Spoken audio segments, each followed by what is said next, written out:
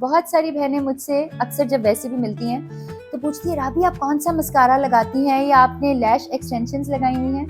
बिल्कुल भी मैंने लैश एक्सटेंशंस नहीं लगाई। These are my original lashes और इनको ग्रो करने में मुझे तकरीबन 1 साल लगा। उसके लिए मैंने आपके लिए बनाया हया by rabi I lash oil.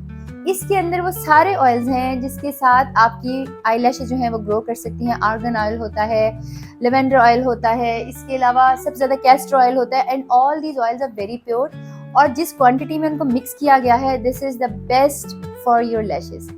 मेरी लैशेज को ग्रो करने में तकरीबन 8 से 10 महीने लगे। मैं आपको ना नेक्स्ट टाइम अपनी भाभी की लैशेज दिखाऊंगी। उन्होंने जब ये लगाना शुरू किया था तो उनकी 2-4 लैशेज थी और वो हमेशा मुझे कहती थी, तुम्हारे भाई की तो इतनी लंबी लंबी लैशेज हैं, देखो मैं खातून हूँ और मेरी तो लैशेज ही नहीं है। तो मैंने उन्हें कहा कि आप ये लगाएं और उसके बाद आप अपनी लैशेज पे देखें कि क्या जादू होता है। 1 मंथ से ही आपको अपनी लैशेज में फ़र्क पता चलना शुरू हो जाएगा। No chemicals.